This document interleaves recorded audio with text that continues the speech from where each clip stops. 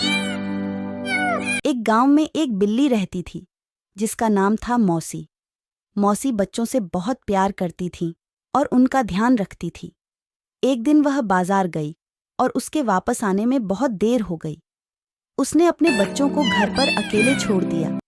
जब मौसी घर लौटी तो उसने देखा कि उसके बच्चे बिल्कुल चिंगारी के पास खड़े हो गए थे। वे चिंगारी को छूने की कोशिश कर रहे थे।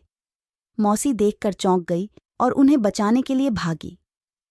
मौसी ने उन्हें संजीवनी वटी की मदद से बचा लिया और उन्हें समझाया कि वे ऐसी जगहों से दूर रहें जहां खतरनाक चीजें हो सकती हैं।